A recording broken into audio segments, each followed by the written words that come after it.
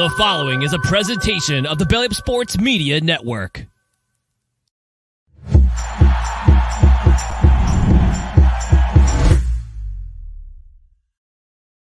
And welcome in, everybody, to another episode of the High Low Sports Podcast. We appreciate you all joining us here on this Wednesday evening, or if you're checking us out on one of your favorite podcast listening apps later on in the week as well, too. We always appreciate you hanging out to talk a little bit of sports with us.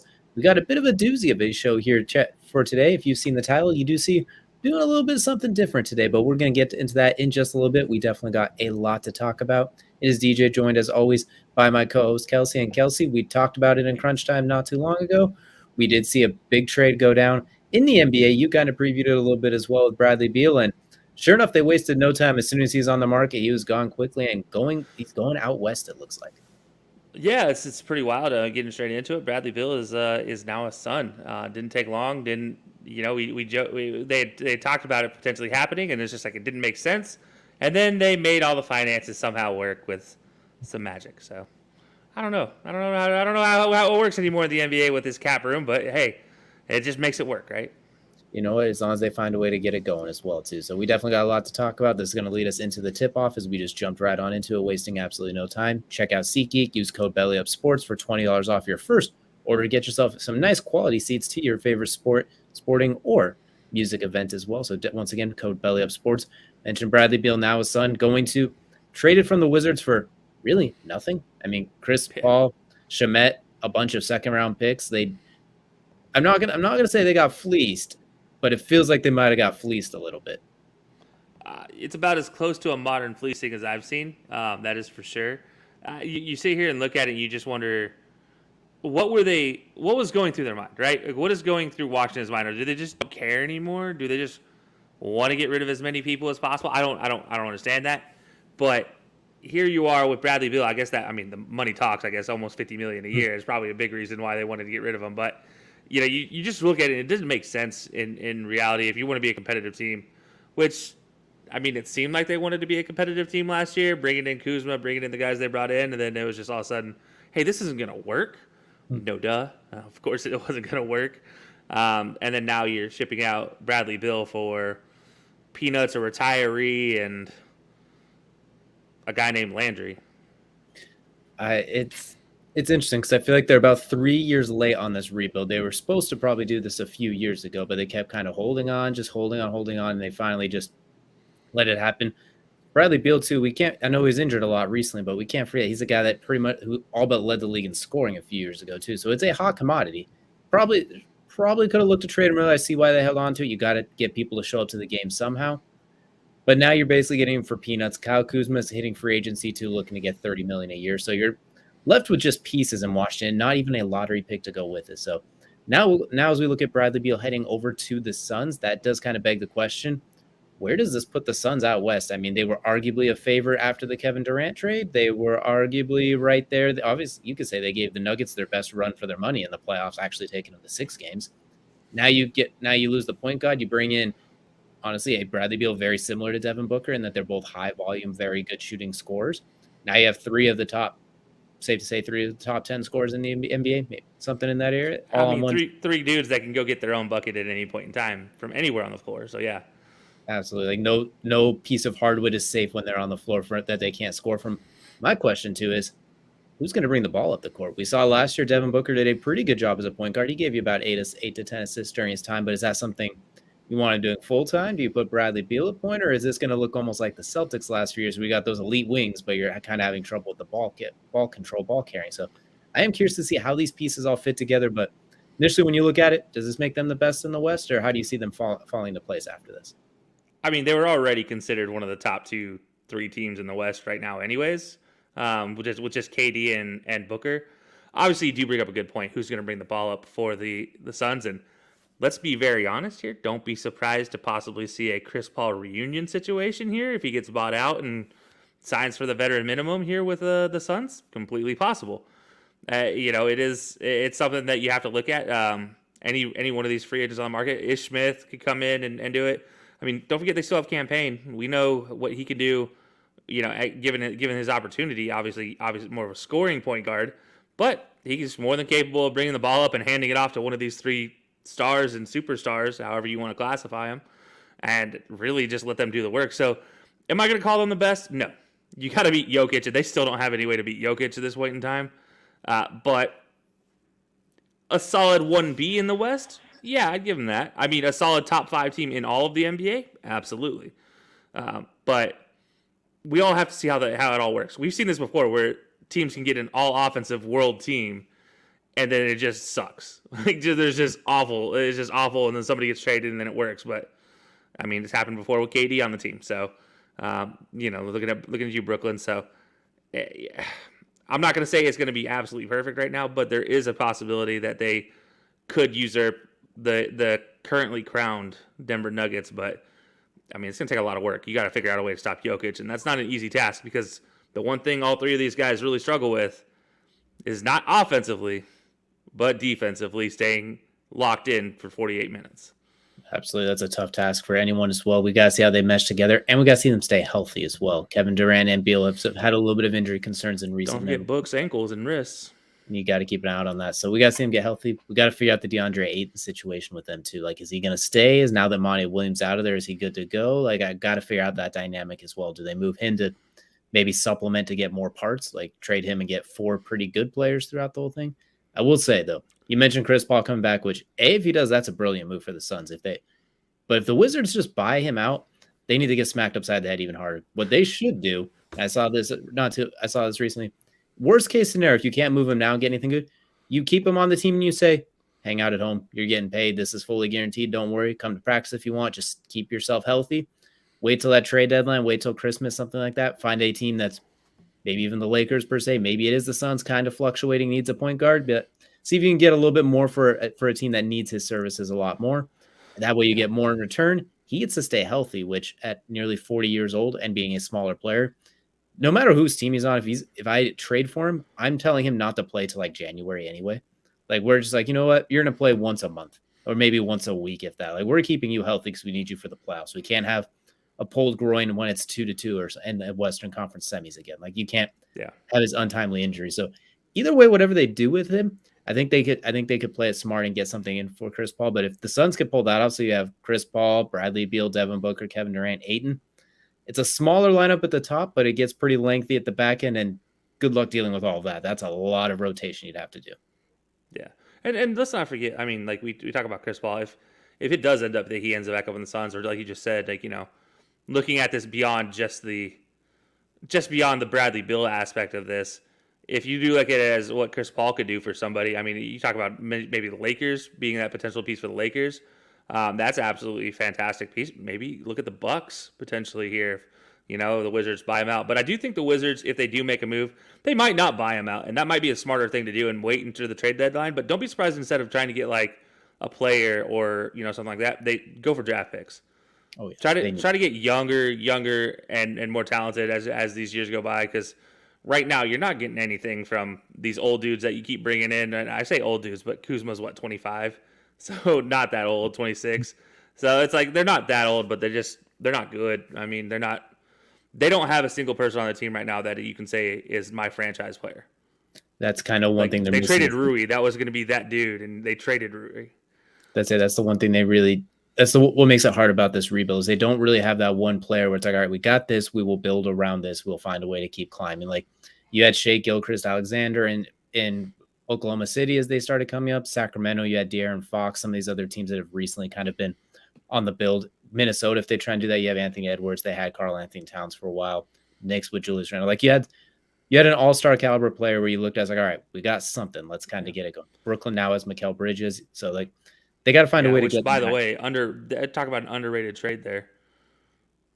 Yeah, go. I mean, Mikal Bridges with the Nets. Ooh.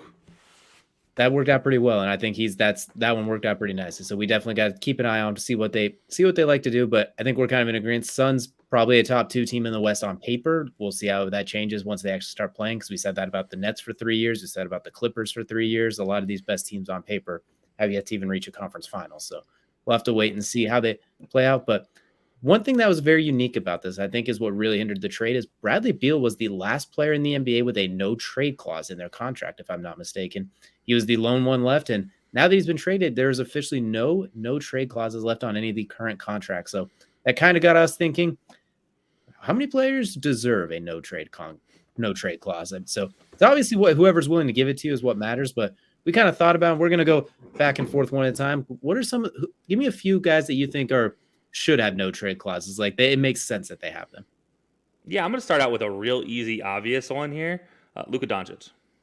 I don't think there's any other player in there that should, like, that's the first player that comes to my mind right now. That's like, hey, he should have a no trade clause. Still young, still absolutely talented, and going forward, it just doesn't make sense for him to not have the, say in where he ends up, if you will. I'm going to also follow the trend of extremely low hanging fruit. I'm going to take the current Finals MVP Nikola Jokic for the exact same reason as well.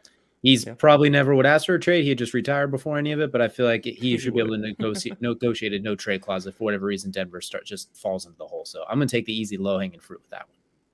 Yeah, there's a couple guys I look at here, and I'm just like, oh, maybe they're too old too. So like, obviously, I'm not going to say LeBron because I do think earlier LeBron absolutely should have a no trade clause. Now LeBron, he's at that age where it's like, nah, he could request a trade at any given point. Like, there's no point in giving him a no trade clause. I do look at somebody like, and this might be blasphemous, but I'm going to say Victor Wembanyama when he comes in the league. Given the hype he has, given everything behind him, it seems like he's a guy that you could give a no trade clause to, even if it doesn't work out. I mean, it's not like the trade clause stays forever. It just stays until the end of the contract. But I do think this is a situation for the Spurs. They're going to ride this out to the very end with Wembanyama when he comes into the league. So they're going to try to just milk every single piece out of him. So I think that no trade clause would ensure Wembanyama's future there in San Antonio. And it's not like it's a bad place for international players coming in. We've seen it, especially with French international players coming in. They seem to love San Antonio. And it would be interesting too if that'd be a smart move for Victor, because let's say the Spurs just can't get it together for like 3 to 4 years. He can ask for that trade and determine where he goes, so they don't just send into the pit of misery. So I'm going to add another fun one onto that. I'm going to look at Shai Gilgeous-Alexander, who we recently mentioned. Young, blossoming superstar. The face of the rebuilding Thunder right now, carrying that team on his back with Giddey, and then you got Chet Holmgren coming in, and at least 2,000 draft picks the next couple of years. Like he has the chance to be the head of a very, very potent snake once that team starts to get a chance to build in. If I'm him, I'm looking, and they try to move on from me, or they try to not pay me. I want that no trade clause so they don't send me to Washington, for example. If they're going to get rid of me, they better send me to Milwaukee or or Philadelphia. I want to go somewhere like that. Don't want to end up in Houston or anything like that. If I'm Shai Gilgeous-Alexander, get that in your next contract, however you need. Just make sure you can kind of dictate where you get to go in case, for whatever reason, Oklahoma City thinks they can move on for you. Since we've seen traded Paul George, Westbrook, Kevin Durant left, traded James Harden. They have a knack for trading players. I mean, Sabonis too. Like, they have a knack for trading guys away. Yeah. It's funny you mentioned that because I have a couple players here in mind. Obviously, there's one that's low-hanging fruit. There's De'Aaron Fox out there in Sacramento as a potential one. But I think I'm going to go with a third option here on a team that's, I guess you could say building, but it has its own struggles. I'm going to go LaMelo Ball. I think LaMelo Ball having a no-trade clause would be the absolute dream for him because he could dictate where he goes next. Because you don't think he's going to end his contract in Charlotte. I don't think anybody does. I think you look at him, and I think you think he's going to end up somewhere else, and he's probably going to be traded there. And you're just like, oh, man, it's going to suck if he gets traded to, like, I don't know, Detroit of all places. Like, Detroit he would not enjoy Detroit. I think him with a no-trade clause kind of also fits with the entire LaMelo Ball family trend as well. And this is, again, kind of more of a silly, I guess, no-trade clause. But at this point in time, there's not a whole lot of players I really have. Like, there are a couple, and I don't know what your next pick is, so I'm not going to say them. I'm not going to ruin that situation in case you have one of these guys as your next one. But I think LaMelo Ball does, and I do think he's a superstar in the making. I mean, if he can stay healthy, I think he's an absolute superstar in the making. So to me, it makes sense if he were to get a no-trade clause in this contract. For my last one, I'm going to go with I'm not going to take the low-hanging fruit like a Giannis or a Steph. I'm going to go with something a little more fun. I'm going to go with the real fun one here. I want to go with Jaylen Brown with the Celtics. He's up for a contract now. Yeah. He's been in trade talks for 3 straight years and has had to deal with it nonstop. All he's done is make second-team All-NBA. Had a very rough postseason, yes, but he's been in a finals. He played pretty well in that finals by comparison. He's been a really good player. He's unfortunately kind of gotten ragged around in trade clause talk. So with this next contract, if I'm him, I'm like, no trade clause. We start there, then we work our way back. Because we're not talking about this again. If you're going to trade me, I'm going to tell you where you're trading me. You don't get to trade me for Kevin Durant like you talked about multiple times. You don't get to trade me for this, that, or the other. I will tell you if I am getting traded. I will not be traded for a washing machine. That's what it seems like. No, I do like that option. I'm surprised neither one of us really picked Jason Tatum.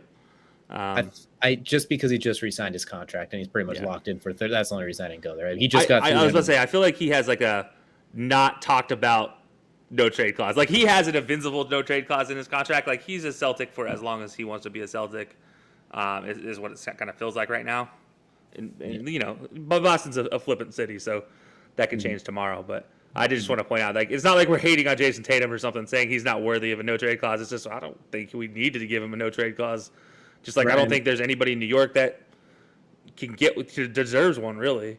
Exactly. We could have gone with him, but at that point, we'd just end up picking who we think are the best players in the game, basically. So we tried to make this a little more interesting for guys who might be potentially in trade talks coming up, maybe, or if not, or young players who might want to at least control where they go if they get moved, since you never know when it's your turn to get scooted out of there. So definitely, I will throw a couple surprise ones in here, though. I will say that I do want to say Trae Young potentially, Jaren Jackson Jr. When he signs his new contract, just because you never know what that defensive style of his. He could have that booming year one year where he just goes off, and then I kind of want to stick with his teammate too, if he can get his stuff together. John Morant, obviously. Yeah, you know what? Yeah, but the problem is there's a whole lot that needs to get fixed for John Morant to get a no trade clause. So I'm not giving him an inch or a mile right now. Like that, right now we got some stuff to work on before we start giving some perks out. But hey, that's fair. There's a lot of players out there for there. So go and let us know in the comments below any players you think should be nominees to get a new no trade clause added to their contract. But that's going to do it here for the tip off. That's now going to take us into Kelsey's second favorite part of every show. That is, of course, the main event. And for the main event, we're going to do something a little bit different here today. We're actually going to debut something that we're going to start doing more. We're going to start doing tiers. We're hoping to do maybe like a Tier Tuesday type of thing. Let us know if that's something you'd be interested in, just different tiers in the world of sports. And today we figure why not? Let's have fun with it. Let's do starting quarterback tiers in the NFL. So what we're going to do, we have a handful of different tiers laid out. As you can see, we got God tier, superstar, above average, average, below average, bad, too soon to tell. What we're going to do is we're going to go through all these quarterbacks. We're going to tier them off, and we're going to see where they fall and where they rank. So before we get going, what we're going to do is Kelsey and I are going to alternate back and forth, but we're going to go ahead and get some of the easy ones out of the way. Patrick Mahomes, we're in agreement. God tier, number one, just get him there. Next, we're going to go ahead and put Bryce Young, Anthony Richardson. We're going to go and all the rookie quarterbacks we expect to start, CJ Stroud, plus a couple of guys who just don't have much forced starts as well, too. We're looking at Sam Howell with not a whole lot of starts. And a few of those. I can't find his face. There he is. So we're going to throw Sam Howell and Desmond Ridder in there as well, too. So we're going to go ahead and keep those guys who have less than 3 starts. So there's just not a whole, we don't know much about them. They're going to go and stay in those lower tiers. So that way we're not going to be too harsh. We're not going to be too early. We're not going to call them bad, but we're not going to call them superstars before they've even played 5 games. So that's now going to lead us started. I do have a question, because there's a guy on this list that I am curious about, but I don't know if he's too soon to tell yet. And I want to get your opinion before we just throw him somewhere. And before we get started, Jordan Love. Is he going to be a ranking, or is he going to be a too soon to tell? How many starts does he have? Like 3? I think that's too soon to tell. So we might as well throw him in there. So there you go. That gives us a great look at what we're going to be looking at classification-wise for these guys. So that way everybody does kind of get an idea of where we're going here. All right. So Kelsey, you can go ahead and lead the way. We'll just go down the list, grab a guy, and tell us where you're going to put him. Oh, I get to go first. All right. I'm going to go with. Oh man, you know what? Let's just start. Yeah, exactly. Josh Allen. I think we're going to go superstar with him. I think we have to. I know he's got his moments in the playoffs, but we're not talking playoffs, ladies and gentlemen. We're talking just starting quarterback tier rankings, and we got to make it through the regular season first. And as Josh Allen showed last year, he could be a superstar from whether it's running or passing. I think he easily qualifies for the superstar ranking here. Easily, arguably a top 2 or 3 dual threat in the game right now. So that's going to now take us to Aaron Rodgers' next one. And coming off the opposite, a very, very rough year, but I'm still going to stick him in the superstar category. I'm looking at last year playing with a bunch of rookies. Obviously, some of it's his fault. I don't want to underestimate that thumb injury he had early on as well. That's something to definitely keep an eye on. I think with the Jets, I'm not saying it's a long-term superstar. It might only be those first 11 games before age creeps in as well. But I think we're going to see a return to that superstar Aaron Rodgers, who is 14 months removed from being an NFL MVP, 17 months, give or take, whatever it is. So I'm going to keep Aaron Rodgers superstars, but he's going to be in the back end of the superstar rankings for sure. That's fair. I understand that. I would actually have slid him down to above average, but I actually agree. I do think he's going to take that next step back again. I shouldn't say next step. He's old man. He's been there before, but he's going to step back into that superstar range going forward. So I totally agree that's where I project him being. But that takes me to Baker. Oh man. Obviously superstar Baker, of course, right? No, that's not happening. Not even above average. We're going to go down here. I don't know if I can actually say he's bad. Truthfully, I do think he is a below average quarterback in reality. I don't think we're going to see the greatest Baker we've ever seen, the guy that led the Browns to the playoffs, handing the ball off to Nick Chubb.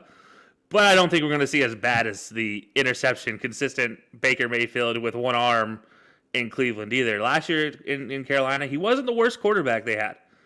And that's saying something. So, I mean, he was not bad. He's going to have the starting job in Tampa. There's some weapons there in Tampa. He doesn't mind throwing the ball up there to Mike Evans, just letting Mike Evans do Mike Evans things.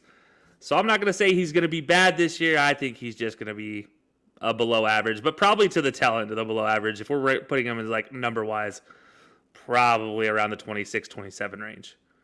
I will say he does lead the league in turnover since he entered the NFL as well. Just throwing it out there. He has very high, very, very volatile, but he will give you some moments. So below average seems to work. Next, we got Joe Shiesty, Joe Burrow, and he's going in superstar, but not just in superstar. We're putting him to the front of the superstar chain.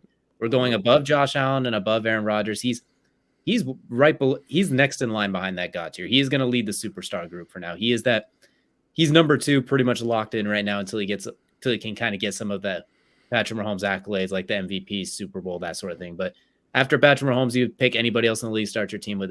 Most people are going to take Joe Burrow, and I would be one of them as well. So we're going to have Joe Burrow leading the superstar tier.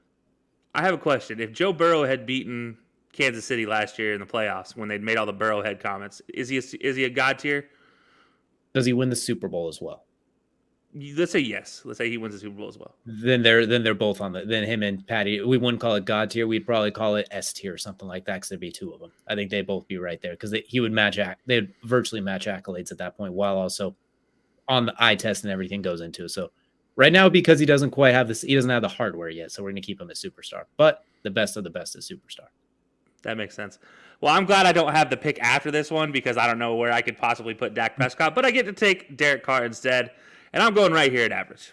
He's not going to be great. He's not going to be terrible. He's going to continue what he's been doing the last few years, which is just average. I'm not saying he's the most average of all averages. That guy is still out there on the board, but he is going to be the league average this year. He's going to be right there in that 14 to 17 rankings the end of the season. I mean, this is just where this guy ends up. He's consistent. He's going to have a running back in Jamal Williams. Doesn't matter what Alvin Kamara plays. His biggest concern is his receiving core being healthy. If they can all stay healthy all season, I think he's fine. He might even turn into above average again. But I don't think we see anything above at the tail end of above average, so I'm going to stick him in average just as to be on the safe side here. He's average with those weapons with Mike Thomas if he can play more than 3 minutes and Chris Olave in squad. And that defense, I think in that division, average might be good enough to get you a home playoff game. So you know what? That might be all they need from him. Next, we got Kelsey's favorite quarterback. We got Dak Prescott, and I'm going to go and put him in the above average spot. I think he's not superstar. He last year was really bad with the turnovers, but he's still capable of high volume plays, high volume touchdowns, high volume yards. Sometimes it's empty calories, but he's won playoff games. He's done some good things. He's had some bad moments, but we're going to give him above average just on his whole body of work. And I think next year he's going to have a pretty solid year. I think he's going to bounce back and have a lot fewer turnovers. Hey, that's fair. I don't have much to say about Dak Prescott that I haven't already said on the show before, so I'm going to leave it at that's a fair assumption from a neutral fan. I appreciate the neutrality on that.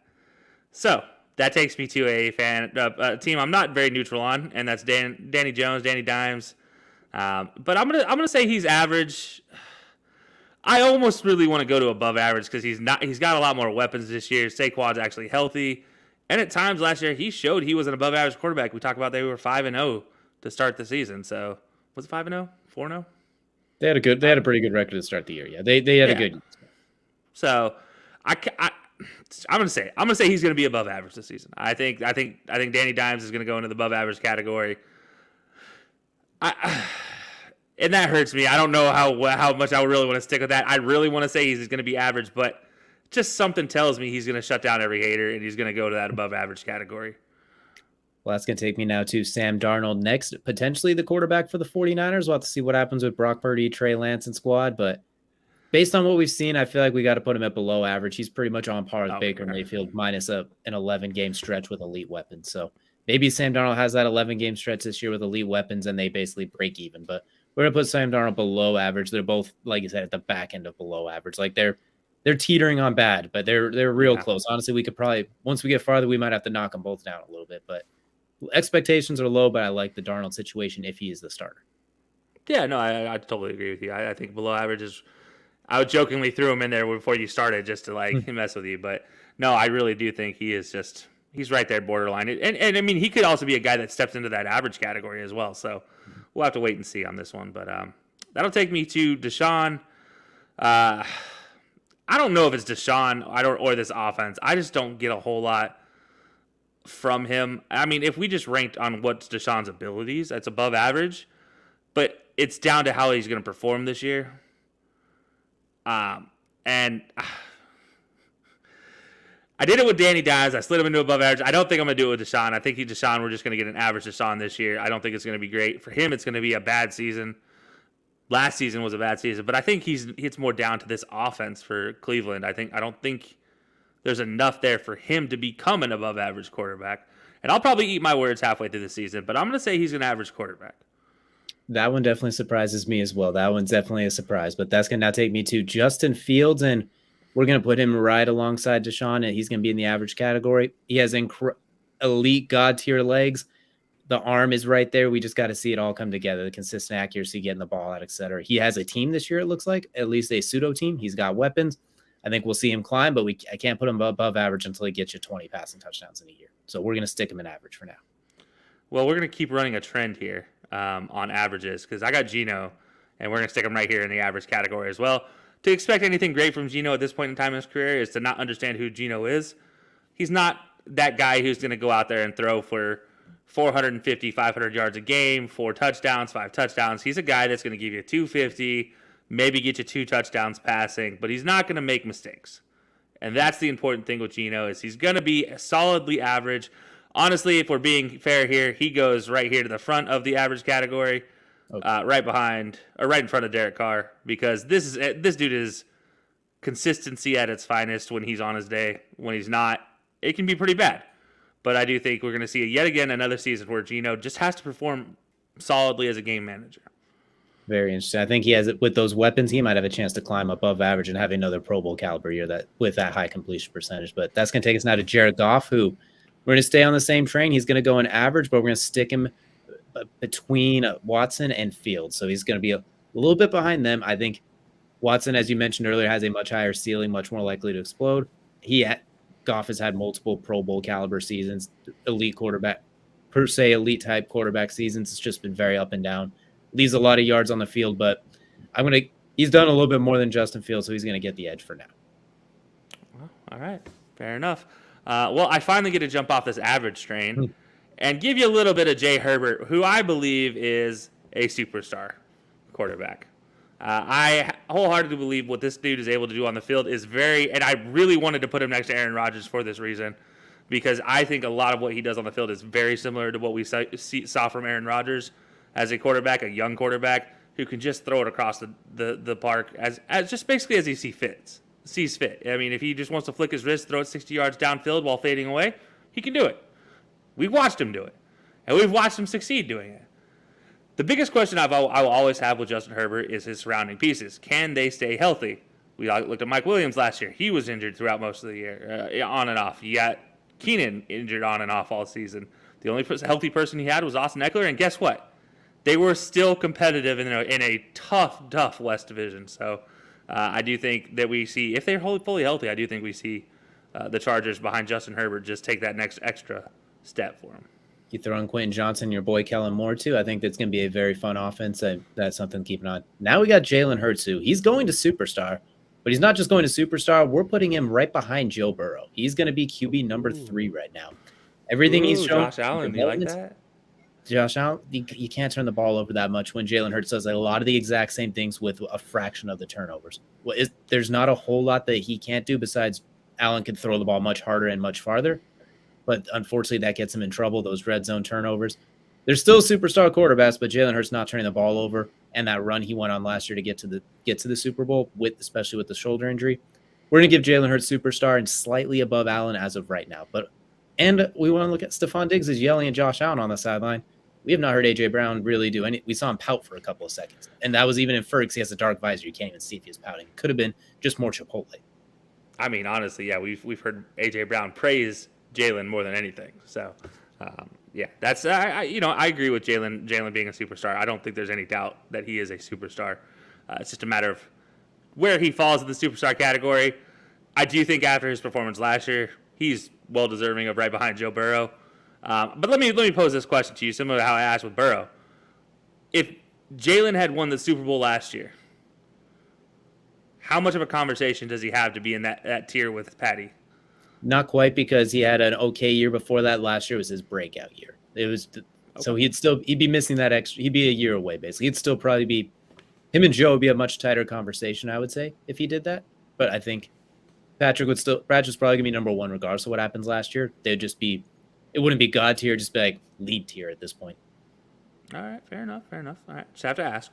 I do agree. I see a pretty good sized gap between God tier and all the superstars. As great as those superstars are, when you factor in resume, Patty's got a deeper resume than all of them combined, really. I'd even say there's a bigger gap between Joe Burrow and Jalen Hurts than there is between Joe Burrow and Patty, if I'm being honest. I think Burrow has a much better chance to get into that S tier than Jalen does to get ahead of Joe Burrow, personally. As of right now. Either way, they both got to build up that resume just a little bit. They got to collect a little bit more hardware, but both are well on their way. And if we're doing a fantasy draft for Madden, we got our top three pretty much locked in. 3 of the top 4. Oh, absolutely. Well, that takes us to a guy that's not getting drafted in the first round, hopefully, in a fantasy draft or Madden draft or anything else like that. That is Jimmy Garoppolo, who is going right here next to Justin Fields.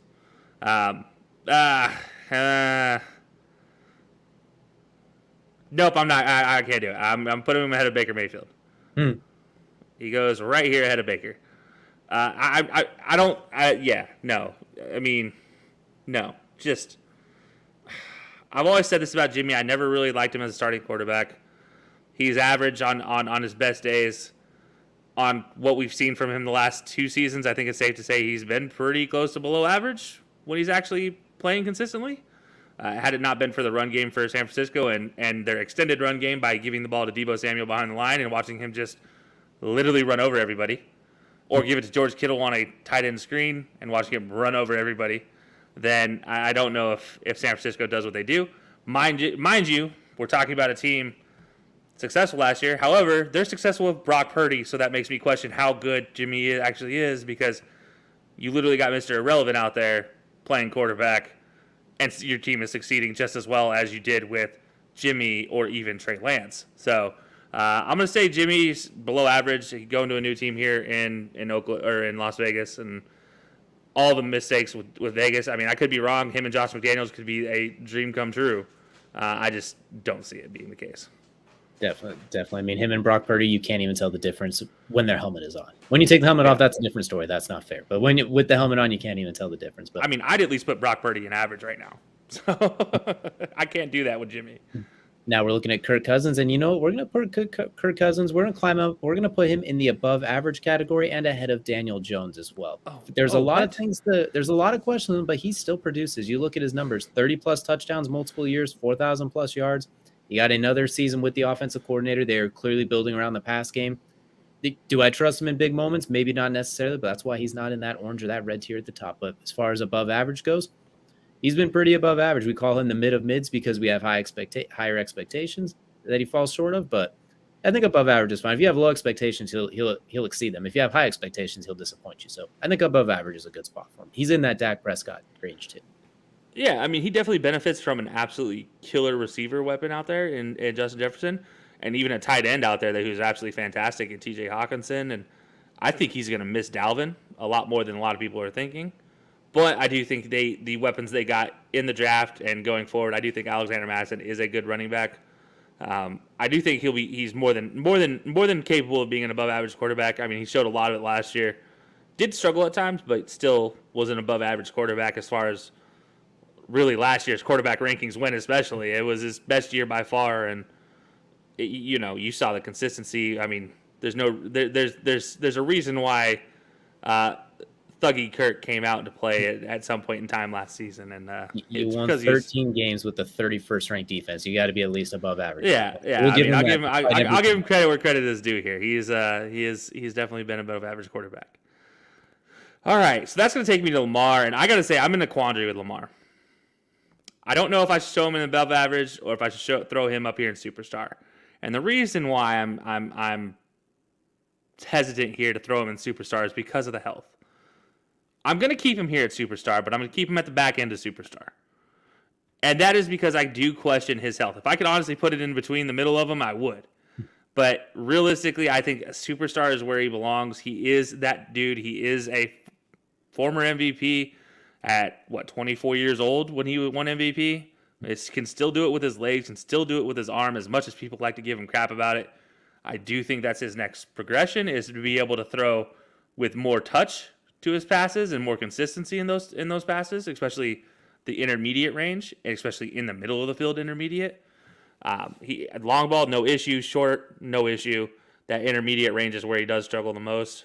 It's where you see the most mistakes, and especially in the middle. He does like the outside of the numbers to Mark Andrews. That's where him and Mark Andrews connect the most. But I do think Lamar's still a superstar. I don't think he's up there where he once was, where we're talking about Joe Burrow, Lamar. But I also don't think he's too far removed from that. I do think depending on his season this year, especially with the contract out of the way, he could slide right in there next to Jalen again.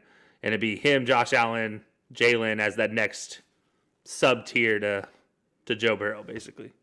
Absolutely. And plus with the weapons he has right now, we're really going to see what he can do with the arm for sure. It's not going to be throwing to Willie Snead anymore, anything like that. So I'm definitely curious to see what he can do here. So it's now going to take us to Trevor Lawrence, who I think is in the exact same position as Lamar, basically, as far as I kind of want him in between. I'm going to put him at the top of above average for now. He's more than superstar caliber. He'll probably be there by week 4, honestly, but I don't want to pack superstar with 8 different guys. And Trevor Lawrence had a really bad rookie year. We blame Urban Meyer for that because he was terrible. A really good back half of the year last year with Dougie P, like those last 7 games. And the playoff game, he had a really good second half, but a miserable first half. So I think he's well on his way. If we did a fantasy draft, he's probably in that top 7. He's probably taken above a couple of those guys in superstar because of the age and the potential and the trajectory. But I'm gonna keep him as the leader of above average. Like no one's passing him above average that's left. So he's right on the cusp. Yeah, I agree with that. I do feel a little bit more highly on him this year. I do think what's going to be telling is how he does with his new receiving weapons. I do think, especially with Calvin Ridley, I think they're going to surprise some people that it shouldn't surprise people. Let's be fair. I mean, he has been like God's gift to the football game since high school.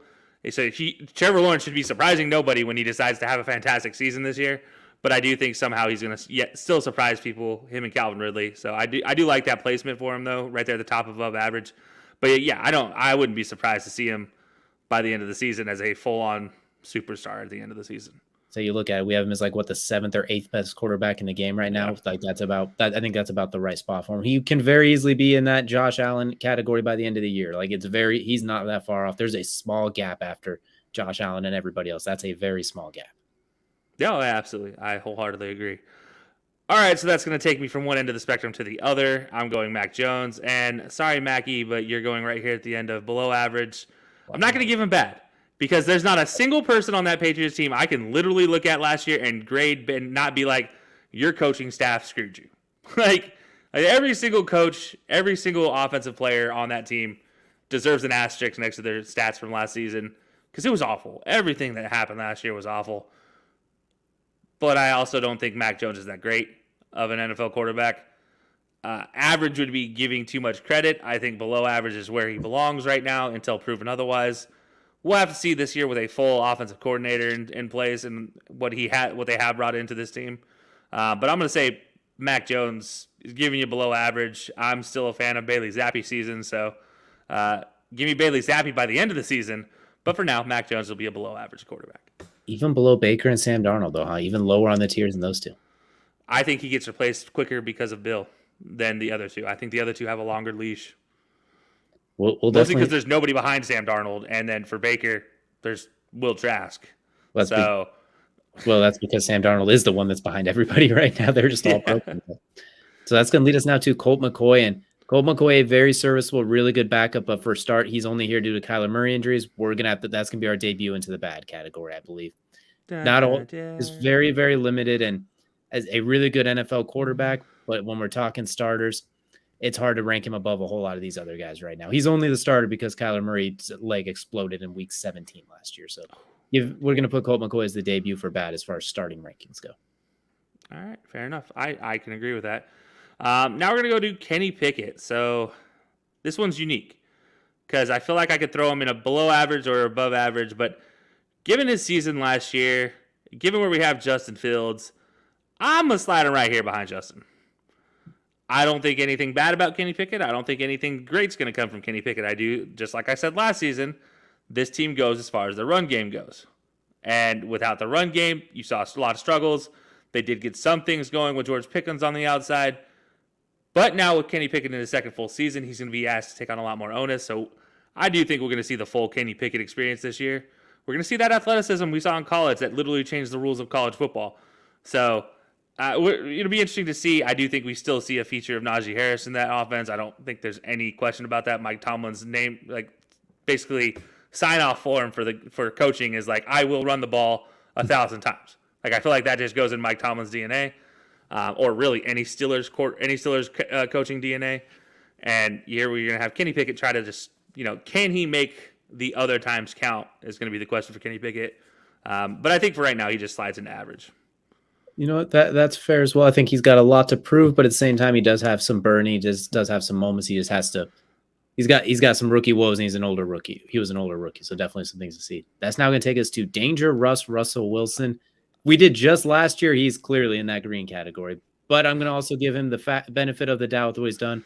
We're going to put him at the top of below average for now.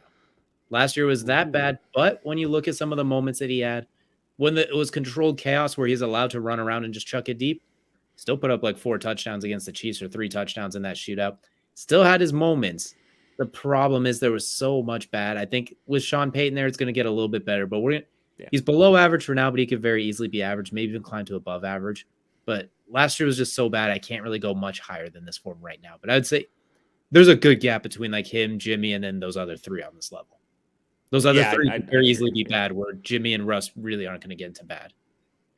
I honestly think you might be a little bit more harsh on Russ than I was going to be. I was actually going to put him at the tail end of average for the same reasons. But I get what you're saying. Like right now, I do think he does kind of classify as that below average category. Not really slipping into bad unless he just absolutely tanks this season. But yeah, I mean, does have an opportunity to go back to Russ we saw in Seattle at times and maybe even approach that above average category if he has a good enough season. So we'll have to wait and see. But Russ is just such a... There's something about him in Denver that just doesn't fit for me. And it still feels that way, and I just don't know. Yeah, he struggles to find success unless things are broken. He's allowed to play backyard football. Anytime that's not an option, or the defensive linemen stay home, he looked lost and broken. So that we're going to keep him below average until proven otherwise. Yeah. So all right, that's going to take me to Matt Stafford, and this one's probably going to hurt me a bit. We're talking about not far removed from a Super Bowl, just shy of a Super Bowl MVP. Had it not been for a guy by the name of Cooper Kupp that he threw the ball to 1,001 times, but. Yeah, I'm going to go Matt Stafford's going to go in below average. I'm going to say he slides right in between Jimmy and Baker, as that could go one way or the other. I don't know what's going on with Stafford. I don't know how much that injury last year really is telling on his career. And truthfully, after winning a title, I don't know how much he cares about playing football going forward. It seems like the love that he had for the game really disappeared after that title. Last year, it didn't seem like when he was playing, it didn't seem like he was in it as much that we've seen previously with Stafford. So I worry this year, a guy, I've said this before. I said it with Tom Brady. I'm going to say it again. Anytime there's a guy that talks about retirement, I immediately worry about their future and where it goes, because that means they're mentally not 100% sold into the game. So it does make me a little concerned, and that's why I'm going to stick him right there in below average.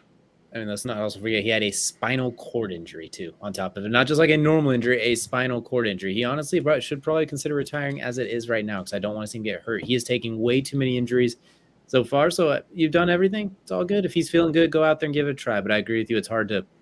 There's too many concerns at that point. But that's gonna take me to Ryan Tannehill, he's the epitome of average, but he's been kind of bad since those playoffs a couple of years ago. So he's gonna be the below average, but after Russ, before Jimmy, because he's pretty much Jimmy Garoppolo at this point. He had a really good run with Tennessee to start, but last year with the injuries and just very up and down, they lost, what was it, 6 in a row to end the season, something like that. That playoff game against the Bengals, he was very, very rough. He's pretty much carried by Derrick Henry.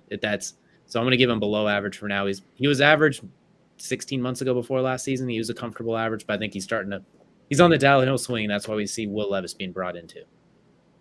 Yeah, no, I wholeheartedly agree. So that's going to take us to the last quarterback we're going to rank here, and that's going to be Tua. And Tua is a weird guy because if you look at his entire season, or entire career, I feel like average to below average is where he falls. But if you look at last season before the head injuries, I'm going to say he goes in the above average category here. So I'm going to stick him in above average because I think he learned a lot last season. I think him and Mike McDaniel have a lot of chemistry. And I think what him and Tyreek are able to do is even better. And let's not forget that he just so happens to have the Penguin over there as his number one receiver. Sorry, Tyreek, you're not his number one receiver anymore. I mean, you probably won. You're 1A and a half, and Jalen Waddle's 1A and a half as well.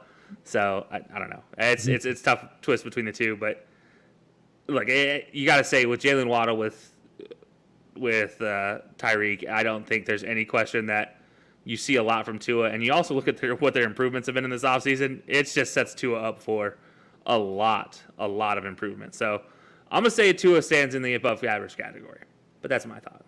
I think that's a good spot for him. I would even move him ahead of Daniel Jones, but I can see why I'm being there, especially with the injury concerns. The accuracy that we always knew was finally on display. He showed good arm strength, not underthrowing Tyreek and Jalen Waddle all the time. He looked really good if he could just stay healthy. And missing that playoff game down the stretch too, that health is a real concern. But here we are, everybody. Anyone who's watching in here, anyone who's watching either on YouTube, Twitter, able to see the live stream. Here's the quarterback rankings. Of course, Patrick Mahomes, top of God tier. Looks like we have 6 quarterbacks here in Superstar, 5 in above average, 6 in average. Looks like we got 7 in below average, 1 in bad, that's unfortunate because he's really not a normal starter. Then we got 6 that are a little bit too soon to tell. So let us know in the comments below too. What do you think? Where did we get it right? Where did we get it wrong? What's blasphemy? What is dead on? And who's going to make a big leap moving next year? So once again, starting QB tier rankings, we plan on doing a little bit more tiers. These were kind of fun, so keep an eye out. We're thinking about starting a little series, maybe like Tier Tuesday, doing a bunch of different things as well. So keep an eye out for those on our YouTube channel moving forward as well. But Kelsey, what are your thoughts? You take a look at this. Do you feel pretty good about this list? You feeling ashamed about it? What are our thoughts here? I feel pretty good about it. I'm looking at it. I'm starting to question my Sam Darnold, Baker Mayfield, Mac Jones situation here and below average. I'm starting to think, Sammy D there needs to probably go down to bad. I'd also say Mac Jones. I think he still stays in below average, still stays at the end, but I'm thinking Sammy D slides down. Go and slide him down. Let's like Cole McCoy doesn't need by himself, and I'm gonna say put Mac Jones at least in front of Baker, just by a little bit. Okay. Just because Baker he's been in like 5 teams in 2 years, so like you can't be ahead of anybody in a category at that point. Oh, that's fair. All right, what about you? Anything you want to change on this one? No, we're going to go ahead and roll with this. Everyone take a look at it. If you like it, let us know. If you hate it, let us know as well, too. Definitely fun to do something like this, and we definitely have a lot more tiers coming up in the future as well. But that's going to do it here for the main event. Once again, QB tiers starting. We appreciate y'all who are able to jump in and check this out with us. That's now going to take us into Kelsey's favorite part of every show. That, of course, is Crunch Time. Crunch Time brought to you by our good friends over at Outlier. Outlier.bet/high-low sports. Get yourself a free 7-day trial. Bet smarter, not harder. See if you can win yourself a few dollars jumping into the world of sports betting. Unless you're in the NFL, then don't do it. It's not worth it. Now, don't even try it. But for Crunch Time, you know what? I'm going to go ahead and lead the way on this one for us really quick. So I know you got a fun one you want to round it out on. I'm going to talk about Brandon Miller, who's going to be a top 3 pick in the NBA draft this week. Really, really good player. Very versatile. Really good small forward offensively, defensively.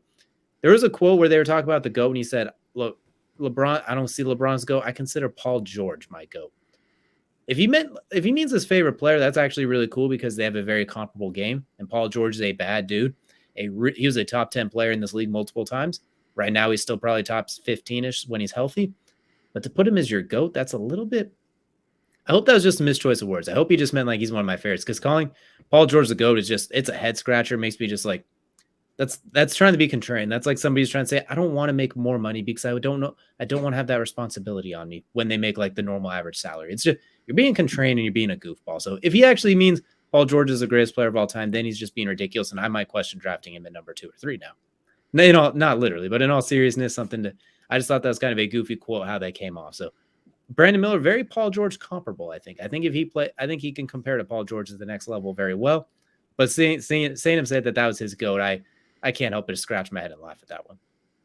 Yeah, that's a little weird. I got to say, I'm not. I don't know. Maybe it's just a situation where he's just talking about his favorite player. I hope that's the case. But yeah, I don't know. I don't really like the Paul George as a GOAT conversation. I mean, great podcaster though, great player too. Yeah, I mean, great story. Maybe that's what he's talking about. Maybe he has the GOAT stories. I great don't hairline, know. like shit. Yeah, fantastic hairline, absolutely. Actually, honestly, one of the better shoes Nike puts out too nowadays, behind actual GOAT conversation guys like LeBron. But yeah, anyways, we're almost talking ourselves into it now. No, I'm not even gonna go in that category. Look, Paul George has not won a title yet, so let's not get carried away. Yeah, anyway, but it sounds like you got a little fun way you want to wrap up crunch time here, though. Yeah, so we're gonna talk slam ball here. If you guys don't remember slam ball was introduced back in 1999 by the founders Mason Gordon and Mike Tolan. It's a one-of-a-kind sports and entertainment property, which is rich history and success in the U.S. It was all over. I don't even remember the name of the TV. Just Spike TV back in the day. Brings the best elements of basketball, football, and hockey, and fused with the essence of a video game back to life. Basically, there's 4 trampolines on the court and a basketball hoop, and these dudes wear full upper body pads like they do in lacrosse, a helmet like you do in hockey with no face mask, and they play on what is a basketball court. There's a basketball hoop, and they have a basketball. You have to dribble so many times up until the trampolines, and you have to bounce. Like if you bounce off 2 trampolines, you have to bounce at one time in between. But it creates some of the highest flying, craziest action. One of the skill moves was like the California lean, or the OG thug was one of the skill moves these guys would pull. Just some crazy moves off trampolines.